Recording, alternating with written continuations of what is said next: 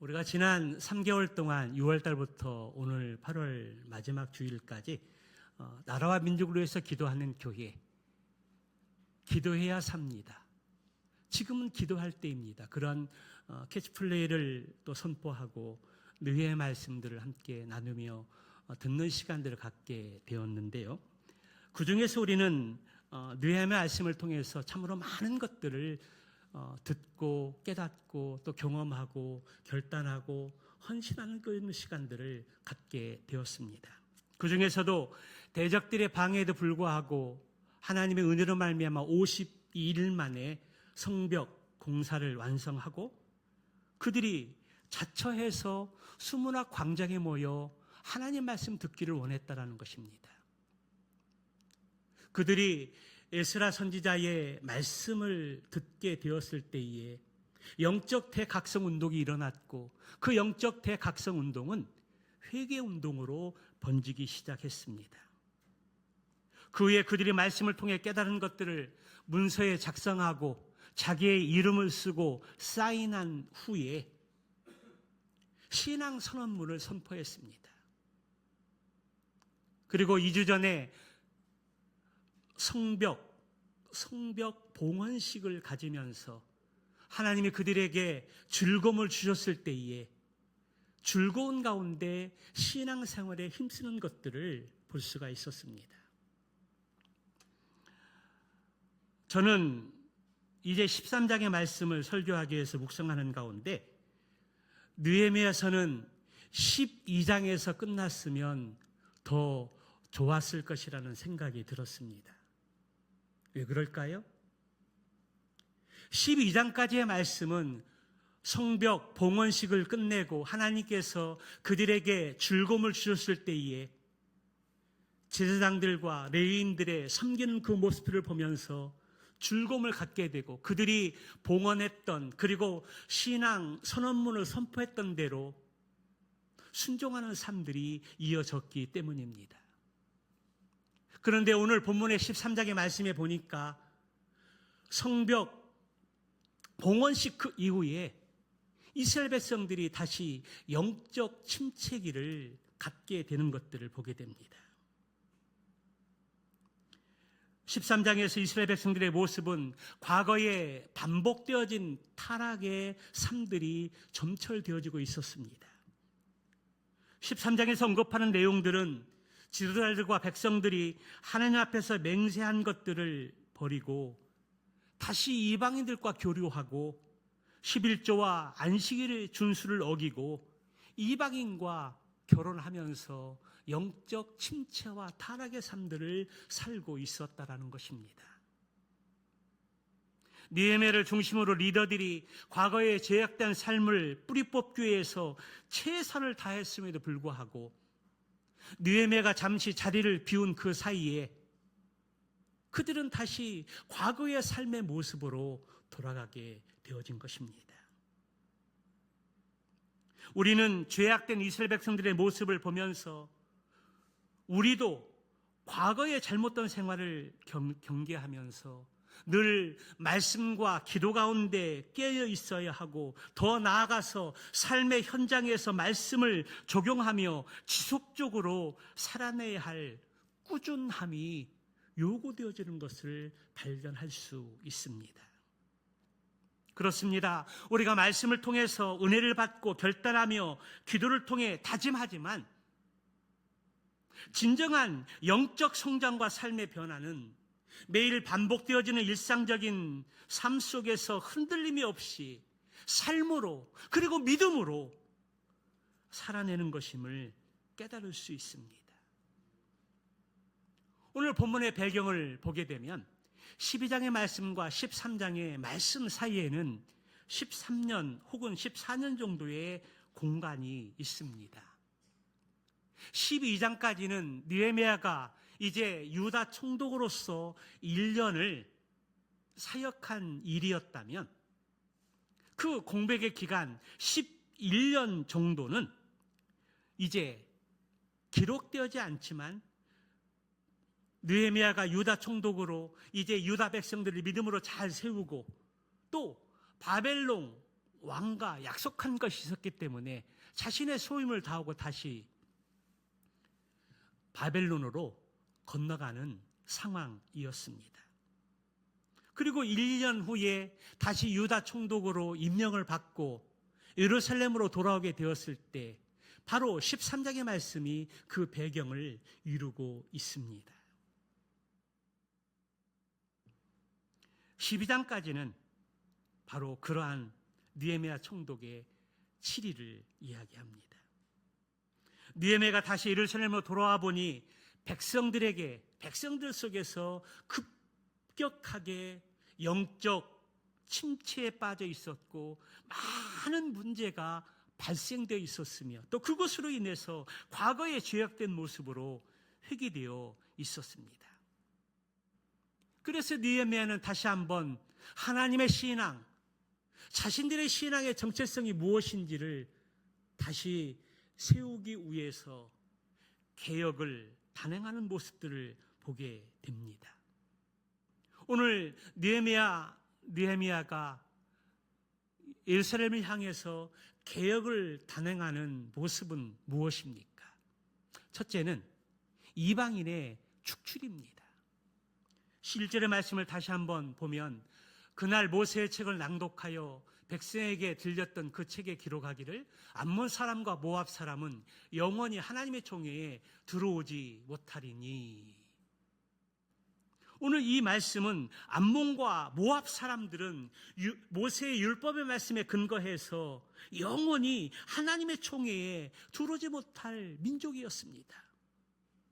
하나님의 거룩한 모임에 그리고 성전에 들어와서는 안 되는 사람들이었습니다. 왜 그럴까요? 이스라엘 백성들이 출애굽 이후에 가나안으로 가는 여정 속에서 암몬은 이스라엘 백성들을 환영하고 그들에게 물과 양식을 주기보다는 그들을 맞아들이지 않았습니다. 그리고 더 나아가 오히려 발람이라는 선지자에게 뇌물을 주고 이스라엘을 향하여 저주를 퍼부었던 민족이었습니다. 그래서 하나님은 암몬 족속을 향하여 영원히 하나님의 총회에 들어오지 못할 것이다, 하나님의 거룩한 모임에 들어오지 못할 것이라고 선언하셨던 것입니다.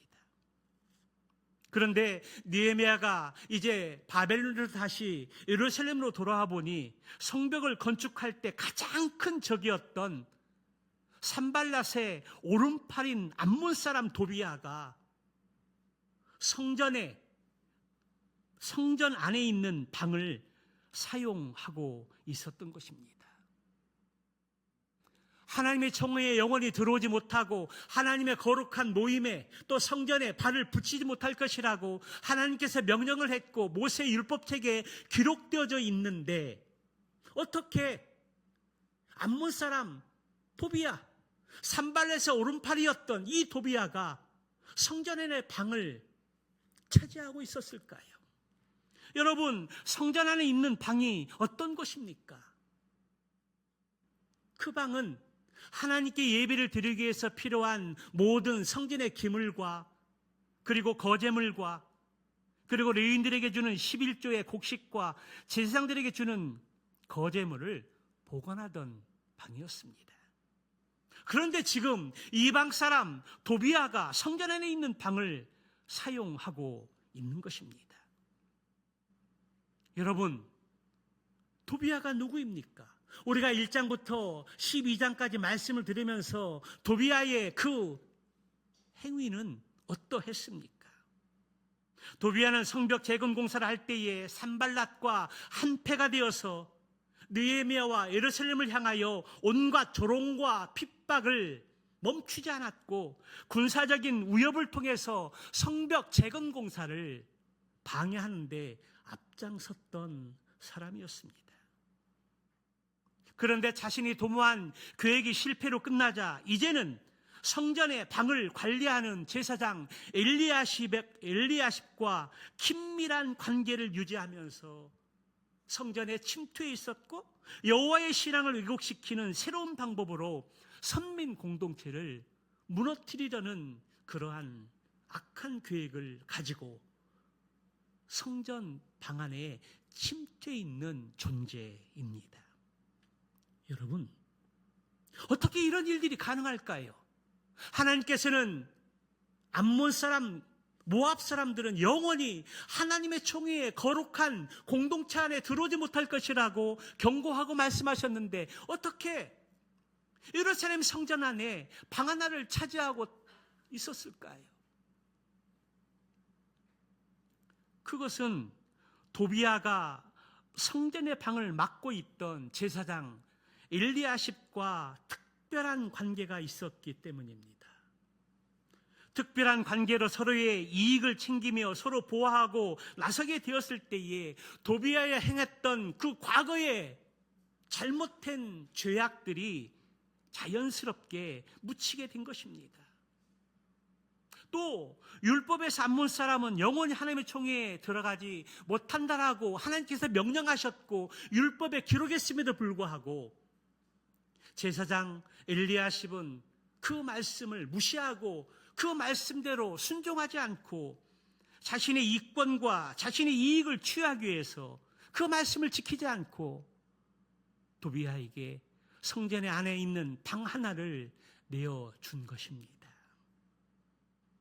느헤미야는 그 사실을 알고 몹시 분노할 수밖에 없었습니다. 그래서 몹시 화를 내면서 도비아의 모든 물건을 방 밖으로 내어 던지고 그 방을 다시 정결하게 하였습니다.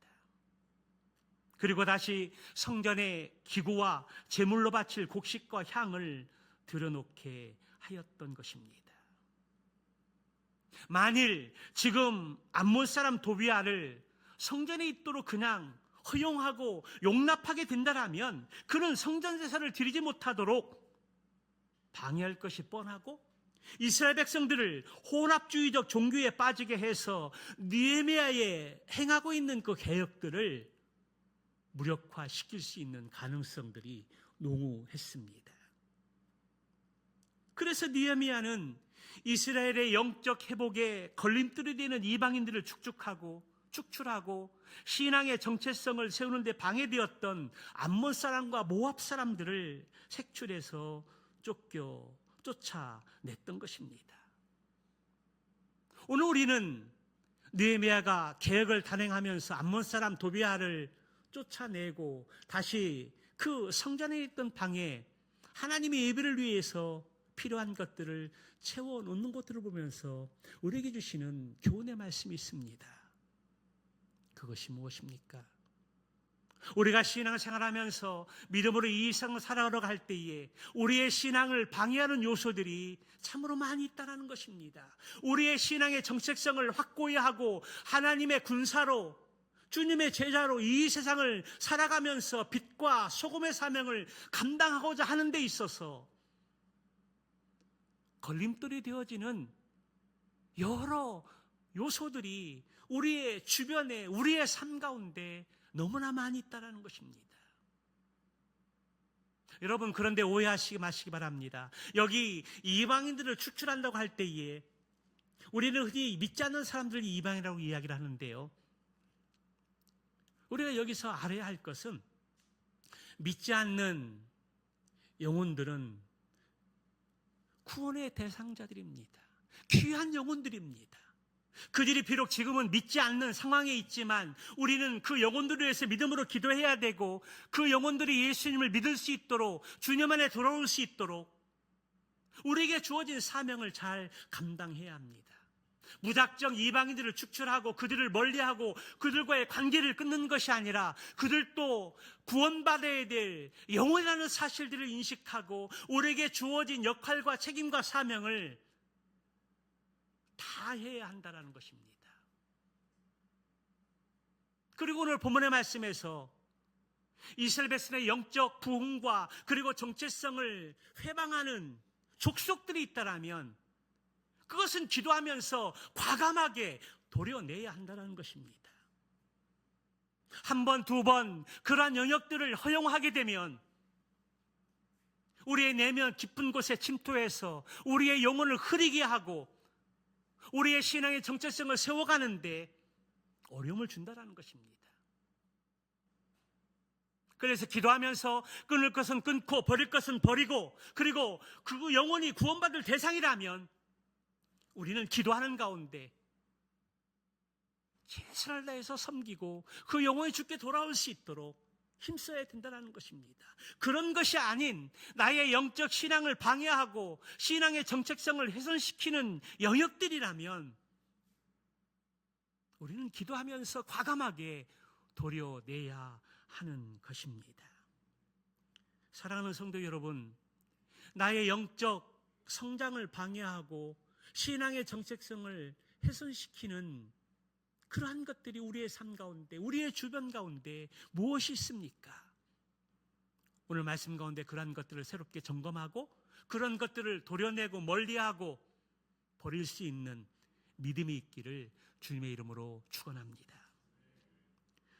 두 번째는 11조 신앙 회복입니다. 10절의 말씀을 보게 되면 내가 또 알아본즉 레위 사람들이 받을 몫을 주지 아니하였으므로 그 직무를 행하는 레위 사람들과 노래하는 자들이 각각 자기 밭으로 도망하였거늘. 느헤미야가 바벨론으로 돌아와 보니까 레위 사람들과 노래하는 사람들이 성전에 맡은 일들을 버리고 고향으로 떠난 것을 보게 되었습니다. 여러분, 왜 레위 사람들과 노래하는 사람들이 예루살렘의 성전을 떠나서 고향으로 돌아갔을까요? 그들에게 특별히 하나님께 주신 귀한 사명이 있는데 그런 것들을 저버리고 왜 도망쳤을까요? 그 이유가 무엇입니까? 그들이 신앙 선언문 그 이후에 하나님의 성전을 아무렇게나 버려두거나 소홀하지 않겠다라고 맹세하고 다짐한 시간들이 있었습니다. 그런데 왜 그들은 하나님께 맡겨주신 사명과 성전을 버려두고 자기 고향으로 돌아갔을까요? 그것은 그들이 생활비를 받지 못했기 때문입니다. 생활비를 받지 못했다는 것은 백성들이 드릴 11조를 드리지 않았다는 것입니다. 백성들이 하나님 앞에 맹세하고 다짐했던 것처럼 11조를 잘 드리게 되면 그 11조를 가지고 성전을 유지 보수하고 그리고 사역에 필요한 것들을 사서 하나님께 예배를 드리는데 조금도 부족함이 없도록 준비할 수 있습니다. 그런데 백성들이 11조를 드리는 그 일들을 지키지 않고 소홀히 했다라는 것입니다. 느헤미야가 바벨론에 가 있는 동안 그들은 11조 생활을 제대로 하지 않았습니다. 11조를 드리겠다고 결단하며 헌신했지만 그 고백들을 지키지 않은 것입니다. 무엇을 이야기하는 것입니까? 그들에게 불신앙의 모습이 있다는 것입니다. 11조를 드리지 않고 그리고 다른 일에 마음을 빼앗겼다는 것입니다. 영적 체계가 무너진 것입니다.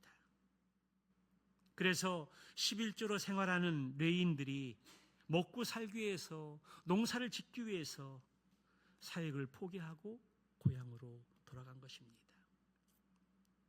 우리가 얼마 전에 수요일 날 사사기 말씀을 함께 나누었는데요. 사사기 말씀에서도 그런 말씀이 나오지 않습니까?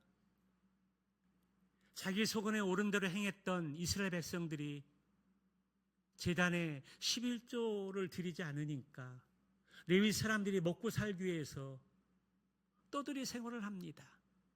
한 가정의 제사장으로 고용됩니다. 그것도 부족해서 한 민족의 제사장으로 취직을 하는 것들을 볼 수가 있습니다. 제사장은 한 가정의 제사장이 아니고 한 지파의 제사장이 아닙니다.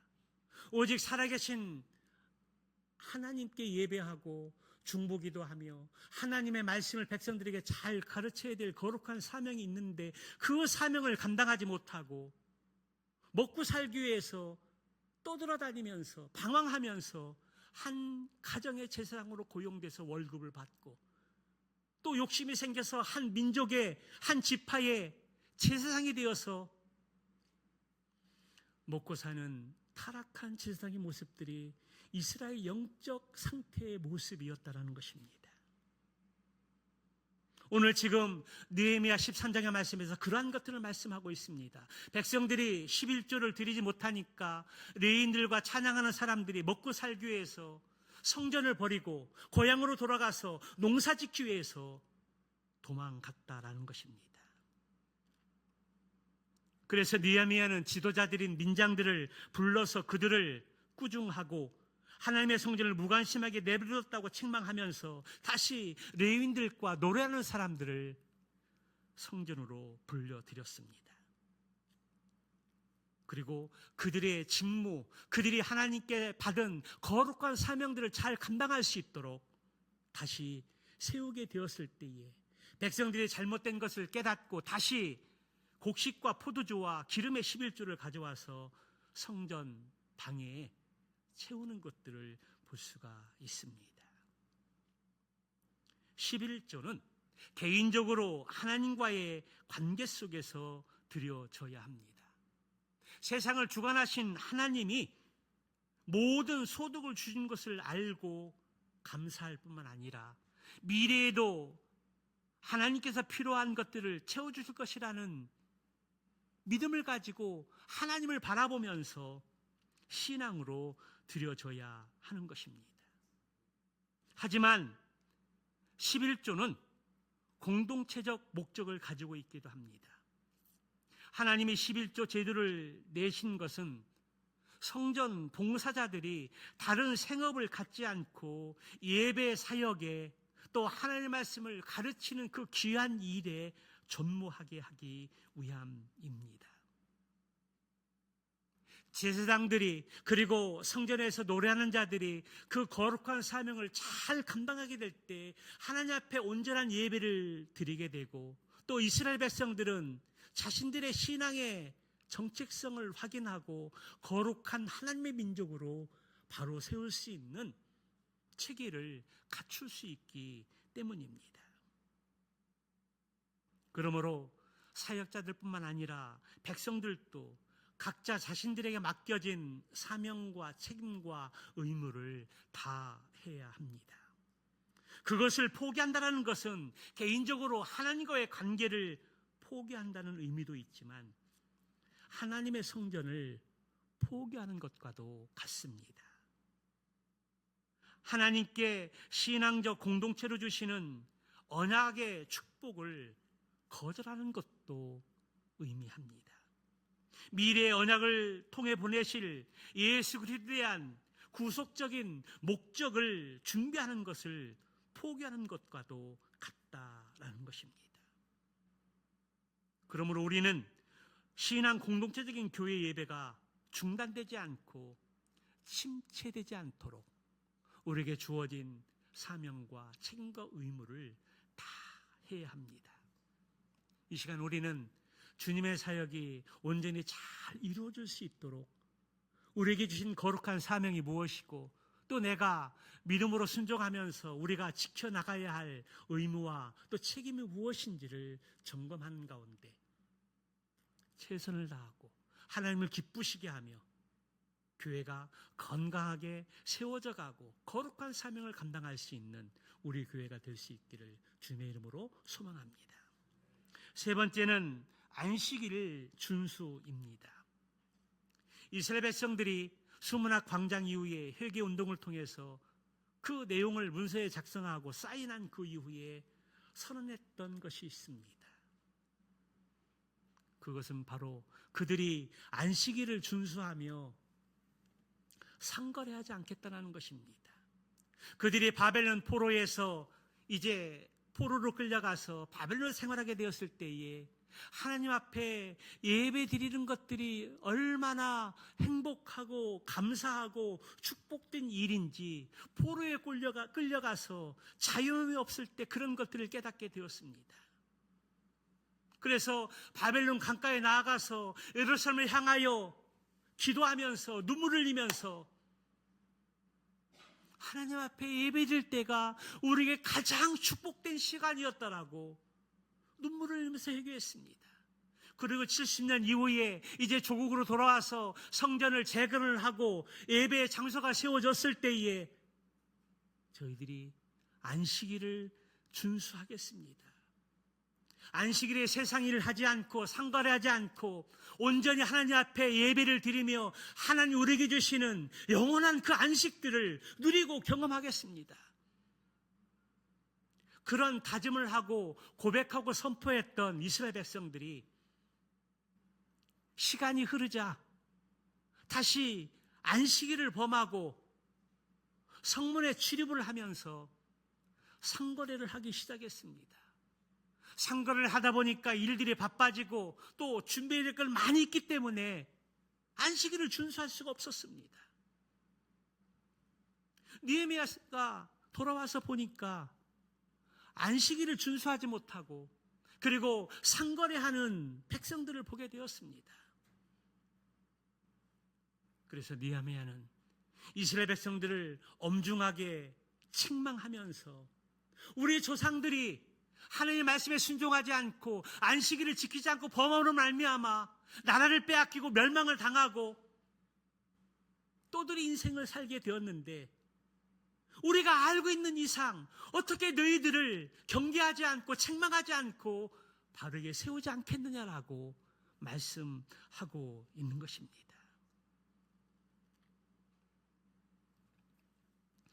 여러분, 느헤미야가 이렇게 안식일을 강조하고 주일 성수를 강조하는 그 이유가 무엇일까요?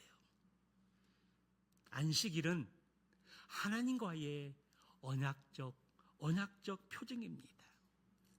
하나님께서 많은 민족들 가운데 이스라엘 백성들을 하나님의 주권 가운데 선택하시고 그들을 거룩한 민족으로 구별하시고 신앙의 정체성을 확고히 하셨습니다. 내가 선민족으로서 하나님의 거룩한 백성으로서 하나님의 자녀라면 구원받은 하나님의 자녀라면 거룩한 이 주일을 하나님 앞에 온전히 드릴 수 있어야 한다는 것입니다.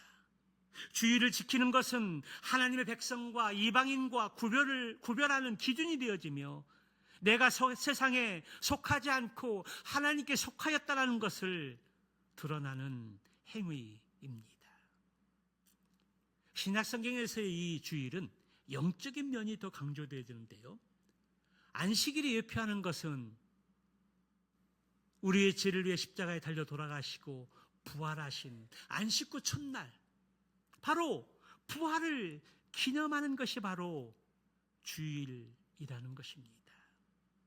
그러므로 주일에는 하나님이 베풀어 주신 구원의 은혜에 대해서 감사하고 그리고 그 기쁨과 영광 가운데 하나님이 쉬는 안식을 누리는 시간이라는 것입니다.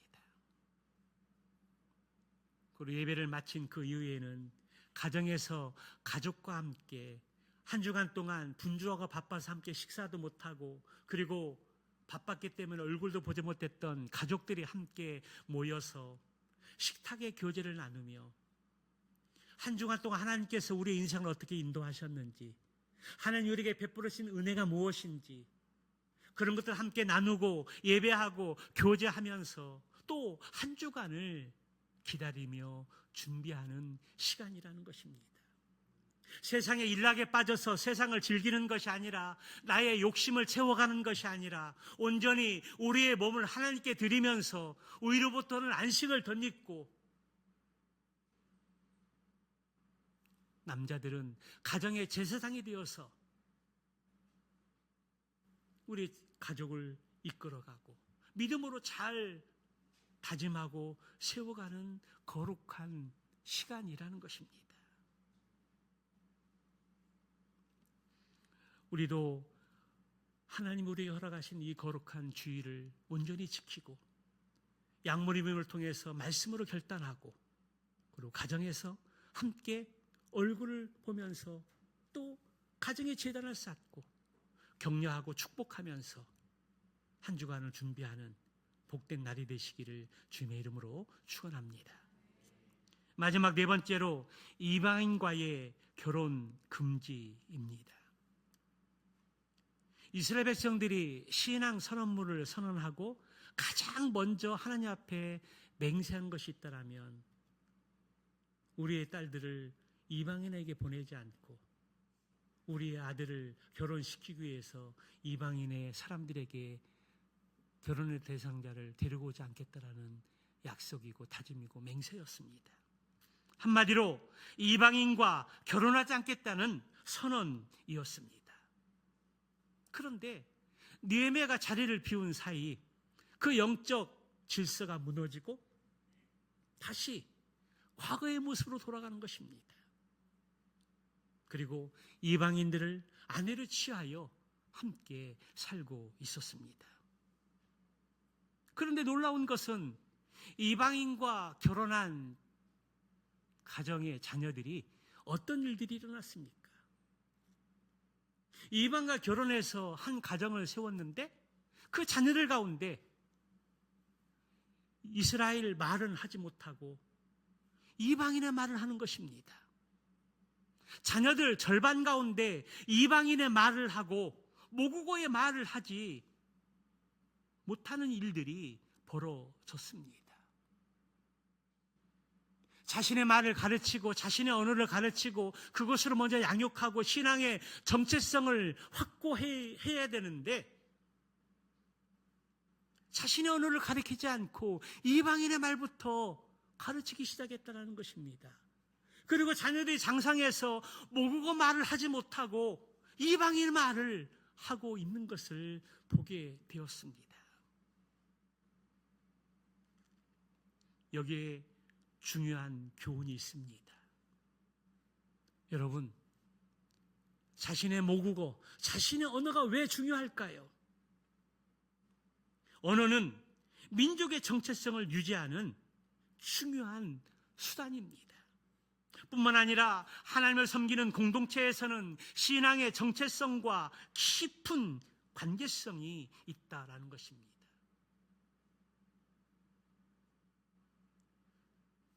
창세기 11장 말씀에 보면 11장의 12장에 보면 바벨탑 사건이 나오게 되는데요. 하나님께서 바벨탑을 쌓는 사람들의 언어를 흩으셨습니다.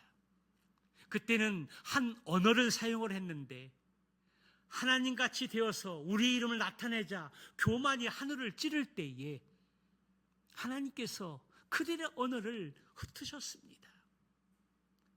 금방까지 언어가 통했는데 하나님 언어를 흩으시자 무슨 말을 하는지 주고받는 말 속에서 언어를 알아들을 수가 없었습니다.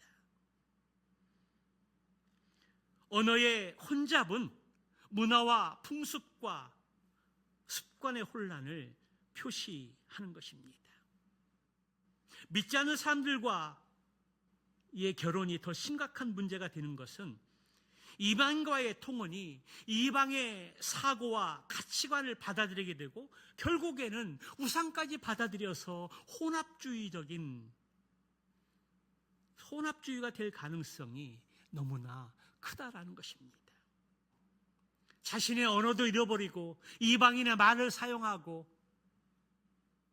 이방 종교를 받아들이게 될 때 그들은 혼합주의의 상황에 직면하게 되는 것입니다.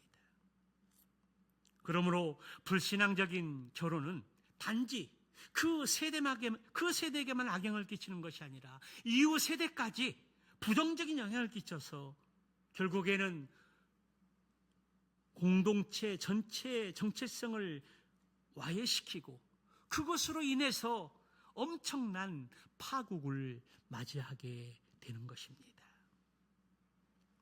이방인과의 결혼한 자녀들이 모국어를 못하고 이방말을 사용하는 것을 본 느헤미야의 반응이 무엇입니까? 성경의 말씀을 보게 되면 그들을 책망하고 저주하고 때리고 또 머리를 뽑았다라고 그렇게 기록을 하고 있습니다. 머리털을 뽑았다라고 말하고 있습니다. 이러한 느헤미야의 언변과 행위들은 지나친 감정으로 반응하는 것이 아니냐 하는 의문을 자아내기도 합니다. 그러나 그렇지 않다라는 것입니다. 이방인과의 결혼을 인해서 모국어를 사용하지 못하고 우상을 받아들여서 혼합주의의 삶을 살게 될 때 그들은 살았으나 죽은 거나 다름이 없습니다. 느헤미야가 그들을 책망하고 그리고 때리고 저주하고 머리털을 뽑았다라는 것은 그만큼 백성들의 죄가 심각하다는 사실들을 증명해 주고 있는 것입니다. 이러한 과격하고 감정적인 조치로 해석되기보다는 그만큼 백성들의 죄를 용납할 수 없는 상황이었다라는 것입니다. 그래서 선민 공동체의 온전한 재건과 회복을 위해서 시급하게 해결해야 할 과제였습니다. 느헤미야는 딸들을 그들의 아들들에게 주지 않고 아들들을 위해서 그들의 딸들을 데려오지 않겠다라고 다시 한번 맹세를 시킨 그 이후에 하나의 두 가지의 실 예를 듣게 되는데요. 하나는 솔로몬 왕의 예를 듭니다. 여러분, 솔로몬 왕이 누구입니까? 이 세상에서 가장 지혜가 뛰어난 왕이 아닙니까? 그가 왕으로 이제 세움을 받고 하나님 앞에 기도로 나아가서 하나님 저에게 재산을 주십시오. 세상의 것을 구하지 않고 백성들을 잘 섬길 수 있도록 지혜를 주십시오. 그래서 하나님이 그에게 지혜를 주시고 구하지 않은 것까지 다 허락해 주셨습니다. 그래서 다윗 이후에 솔로몬 시대에 이스라엘이 세상에서 최고의 강대국으로 세워질 수 있었습니다.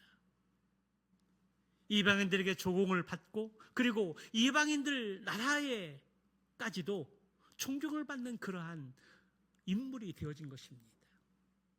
그런데 그가 후반에 이방인 여인들을 아내로 데려옵니다.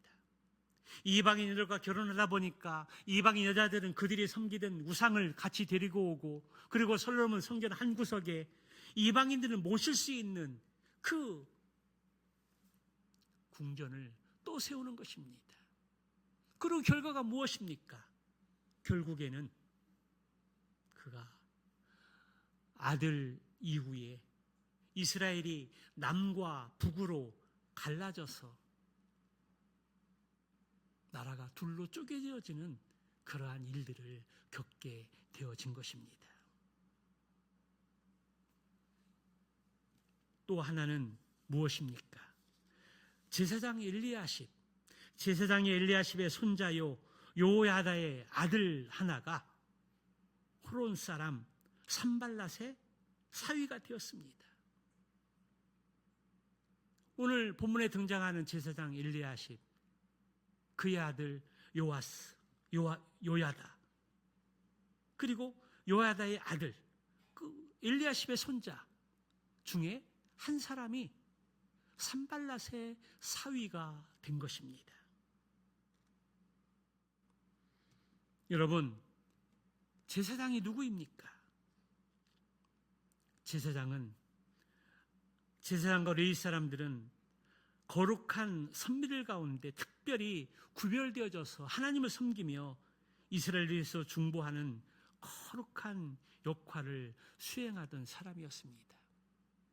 백성들에게 모든 삶의 부분에서 영역에서 본이 되어지고 또 앞장서야 할 제사장들이 율법을 어긴 것입니다. 그들은 자신들의 직임을 바르게 수행하기 위해서 가장 먼저 자기 자신이 하나님께 대하여 거룩해야만 하는 존재들이었습니다.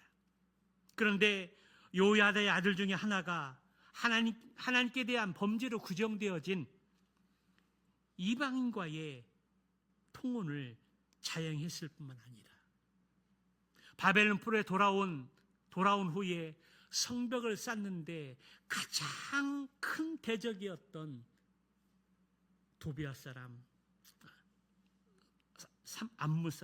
도비아 사람인가요? 산발랏의 사위가 되어진 것입니다.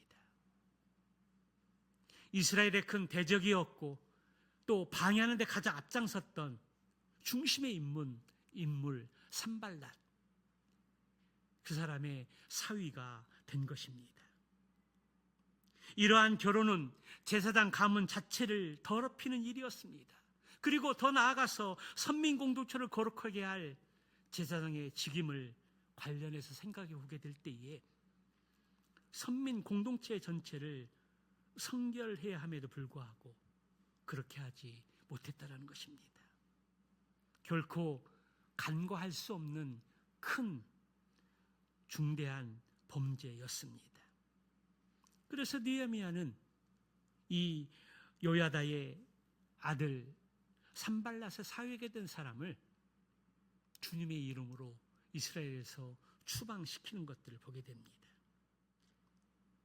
여기서 추방시켰다는 것은 관계를 끊고 돌이키라는 그 명령을 거부하고 자기 멋대로 자기 소견대로 그냥 살겠다라는 그 의미입니다. 그래서 그를 이방 공동체에서 추방하게 됩니다. 사랑하는 성도 여러분, 오늘 이스라엘 백성들의 모습을 보면서 과거로 회개한 그들의 모습을 보면서 깨달아지는 것이 무엇입니까? 오늘 말씀을 통해서 성령님께서 우리에게 말씀해 주시는 교훈이 무엇입니까? 오늘 이스라엘 백성의 모습을 보면서 그들이 영적 침체와 또한 이방인과 거래하고 그리고 결혼 관계를 형성하고 그들과 밀접한 특별한 관계를 갖고 있는 것에 대해서 우리도 돌을 던질 수 있을까요? 그들이 잘못했다라고 지적을 하면서 그들을 책망하고 그들을 지적할 수 있을까요? 그렇지 못하다는 것입니다. 오늘 이스라엘 백성의 모습이 바로 우리의 모습이라는 것입니다. 수문학 광장 이후에 영적 대각성 운동을 통해서 회개가 시작이 되어졌고 그리고 서명하고 신앙 선언문을 선포한 그 이후에 성벽 봉헌식을 통해서 그들의 신앙이 참으로 잘 세워졌던 시기가 있었습니다. 그런데 세월이 지나면서 그들은 점점 더 영적 침체를 가져왔고 다시 옛 생활의 모습으로 돌아간 것들을 보게 됩니다.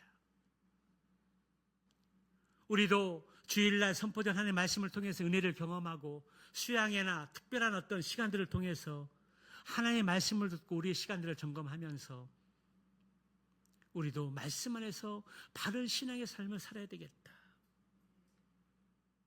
우리가 지난번에 신앙 선언문을 말씀을 듣고 신앙 선언문을 작성한 이후에 양문에서 함께 나누고 또 목사님에게 제출해 주셨습니다. 저는 그것을 보고 기도하고 있는데요. 어떤 집사님이 권사님이 우리 성도가 이 신앙 선언문을 기록을 했는데 하나님 이 신앙 선언문대로 살 수 있도록 지혜를 주시고 믿음을 주시옵소서. 성령의 충만함을 주셔서 말씀대로 순종할 수 있도록 도와주시옵소서. 그렇게 기도하고 있습니다. 그런데 저와 여러분들의 삶을 보게 될 때 결코 신앙의 선언문대로 온전하게 살지 못하는 모습을 보게 됩니다. 우리가 은혜 받고 신앙의 선언문을 결단하고 선포한 이후에 양문의 영혼들과 나누고 기도하고 다짐하지만 세상의 삶으로 돌아가면 또 우리의 삶이 또 무너지고 또 말씀대로 살지 못하고 과거의 모습으로 돌아가는 모습들을 많이 보게 됩니다. 그것이 바로 우리의 모습이라는 겁니다. 우리는 그 연약한 모습을 인정해야 합니다. 우리가 금요일 날 스가랴서 4장의 말씀을 통해서 스룹바벨이 성전을 재건하려고 하는데 그는 내 힘과 능력으로 성전을 재건하려고 했습니다. 그런데 이방인들의 방해와 또 모함으로 말미암아 성전 재건이 중단되었습니다. 그때 하나님께서 스가랴 선지자를 통해서 말씀해 주는 것이 무엇입니까?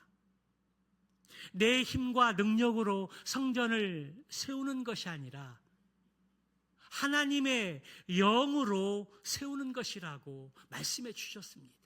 그 말이 무엇입니까? 우리가 하나님의 일을 감당할 때에, 성전을 세워나갈 때에, 하나님의 사명을 감당할 때에 내 힘과 내 능력으로 하는 것이 아니라 하나님의 영으로, 성령의 충만함으로, 오직 성령으로 그 일들을 감당해야 이룰 수 있다는 것입니다. 이 일은 육적인 일이 아니라 영적인 일이기 때문에 그렇습니다. 우리가 신앙 선언문을 선언하고 믿음대로 살려고 결단하고 헌신해도 우리가 온전히 그렇게 살 수 없는 것은, 그것은 세상의 육적인 일이 아니라 영적인 일이기 때문에 그렇습니다. 영적인 일은 내 힘과 능력으로 결코 살아낼 수 없습니다. 하나님의 영으로, 오직 성령의 능력으로, 성령의 충만함으로 그 일을 감당하지 않으면 우리는 그 일을 이룰 수 없고 살 수도 없다라는 것입니다. 오늘 느헤미야 13장의 말씀을 마무리하면서 우리는 이스라엘 백성들의 영적 침체와 과거의 모습으로 다시 돌아간 모습들을 발견하게 됩니다. 그리고 그러한 이스라엘 백성들의 모습이 바로 우리의 모습이라는 것입니다. 우리도 결단하고 몸을 치면서 기도하지만 또 삶의 현장에 나아가서 살 때는 넘어지고 실패하고 후회하는 일들이 너무나 많이 있다는 것입니다. 그래서 우리는 성령 하나님의 전적인 도우심이 필요합니다. 성자 예수님의 중보기도가 너무나 필요하다는 것입니다. 그리고 성부 하나님의 은혜가 우리에게 필요합니다. 성부, 성자, 성령, 삼위 하나님의 도우심과 또 함께하심과 은혜와 중보의 기도가 있을 때 우리는 신앙의 선언문대로, 그리고 하나님 앞에 기도하고 결심하고 다짐한 대로 살아낼 수 있습니다. 여러분, 늦지 않았습니다. 여러분, 후회하지 않으셔도 됩니다. 내 자신의 연약함을 먼저 인정하고 고백할 수 있기를 바랍니다. 그리고 전적으로 성부 하나님의 우유로하심과 성자 예수님의 중보 기도와 성부 하나님의 은혜가 우리의 삶 가운데 필요하다는 것, 그것을 한마디로 말하면 성령의 충만함, 성령의 능력, 오직 성령으로 말미암아 영적인 삶을 살아갈 수 있고, 그리고 우리가 신앙 선언문을 통해서 고백한 그 내용에 순종할 수 있다라는 것입니다.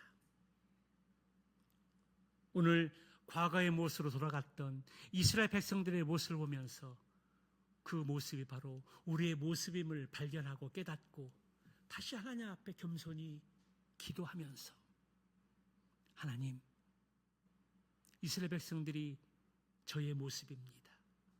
그들의 나약한 모습이 나의 삶입니다. 우리를 불쌍히 여겨 주시옵소서. 한순간, 한 시간, 한 삶 속에서 하나님의 은혜가 아니면, 성령님의 능력과 충만함이 아니면 우리는 살아갈 수 없습니다. 하나님, 우리를 도와주십시오.